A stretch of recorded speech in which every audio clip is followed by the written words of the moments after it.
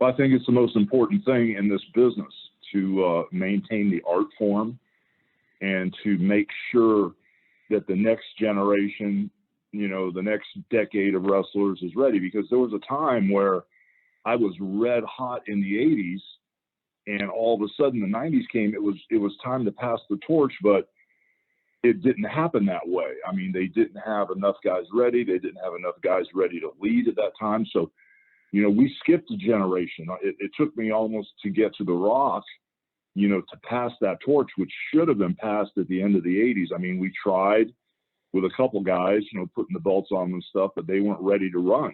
They weren't ready like John Cena. They weren't ready like The Rock. They weren't ready like Stone Cold. So, that's very, very important that torch is passed the correct way.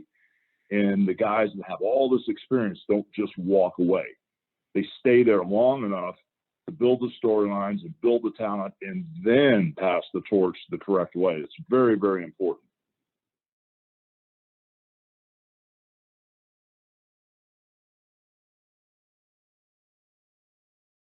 Oh my gosh.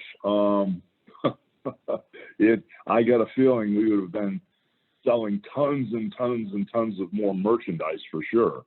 I mean, back in the day, there were no cell phones, there was no internet. I mean, we didn't even have camera phones to, take the picture. So, I mean, I just know that if there would have been, I know how my merchandise sold at the live venues. And, I know how the VHS tapes sold, the best of wrestling, Hulkamania, Hulkster, the bloopers, bleepers, and body slams. So if we would have had social media, I think the numbers would have just blown through the roof as far as the licensing and merchandising stuff. I think that would have been, and of course the awareness, we would really had a better handle on how big our fan base was. And with an international swing arm with the internet, I think we'd have had a better handle on how to service the international audience.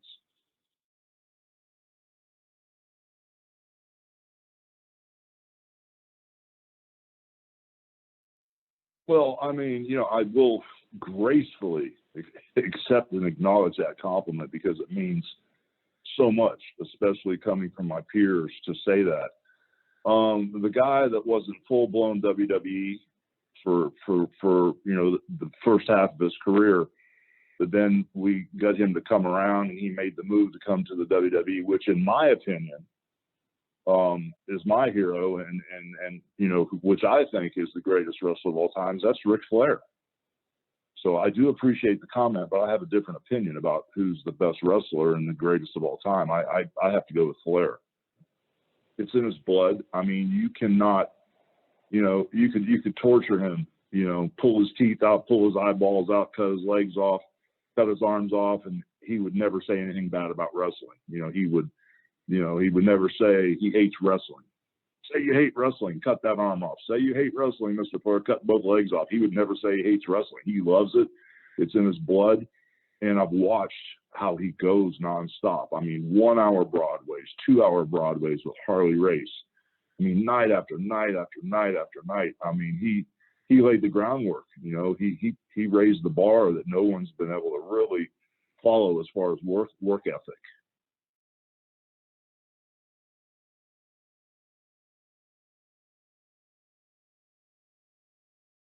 Well, the fans should tune in because you never know what to expect. I mean, I don't even know what to expect. I'm going there just to, have a great time, reminisce with friends. But I mean, when you're talking about having Flair and Kurt Angle and the Big Show there and Carlito, I mean, anything's possible. We could end up in the ring, brother. I mean, we could end up taking over the whole WWE in one given night. You don't know what's going to happen. So that's why I'm so excited.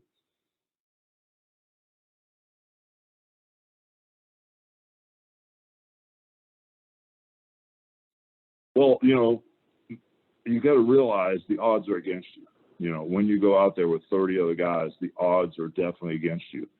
You have to have a whole lot of luck, but more than anything, it's pacing. I don't care if you get number 1 or if you get number 15 or you get number 29. It's pacing because once you get out there, you just never know how long you're going to be pounding and grounding.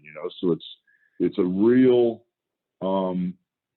lucky situation and an enduring situation is like having an Iron Man right in the ring. You just never know who's going to come at you, who's going to cheap shot you, who acts like they might help you, but just be there to set you up and stab you in the back.